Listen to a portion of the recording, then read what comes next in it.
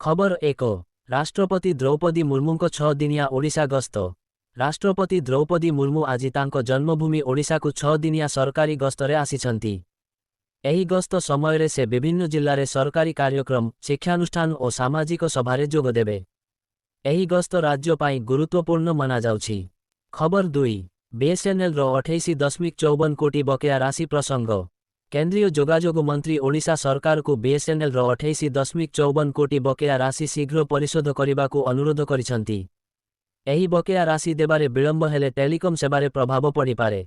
खबर 3 कारागार बंदी मानसिक स्वास्थ्य पाई सुधार सुपारिश। ओडिशा मानवाधिकार कमिशन राज्यर समस्त कारागार रे बंदीमानंको पाई उन्नत मानसिक स्वास्थ्य सेवा, काउंसेलिंग और चिकित्सा सुविधा जोगाइबाकू सरकारंकू सुपारिश करिछि।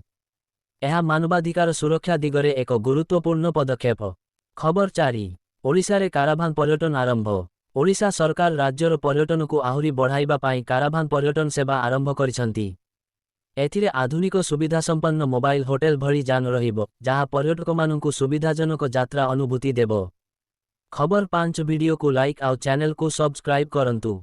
खबर 6 10 दिनिया अभियान रे 5400 रु अधिक गुम लोक उद्धार। ओडिशा पुलिस एक विशेष 10 दिनिया अभियान चलाई 5400 रु अधिक गुम लोकंकु उद्धार करिछि। एही अभियान रे शिशु, महिला और वृद्ध माने सुरक्षित भावे फेराई आना जाइछंती। खबर 7 राउरकेला सिथिरो राजपथ प्रकल्प समीक्षा। पीएम गतिशक्ति योजना अंतर्गत राउरकेला सिथिरो राजपथ प्रकल्पर समीक्षा करा जाइछि। एही प्रकल्प संपूर्ण हेले ओडिशा और झारखंड मध्यरे यातायात और व्यापार आहुरी सुविधाजनक हेबो। खबर 8 व्हाट्सएप माध्यमरे प्रमाणपत्र और रेवेन्यू सेवा। भुवनेश्वर रे एबे लोके व्हाट्सएप माध्यमरे जाति, आय और अन्यान्य रेवेन्यू संबंधी प्रमाणपत्र पाई आवेदन करि पारिबे। एहा डिजिटल शासन व्यवस्था को आहुरी सहज करिबो।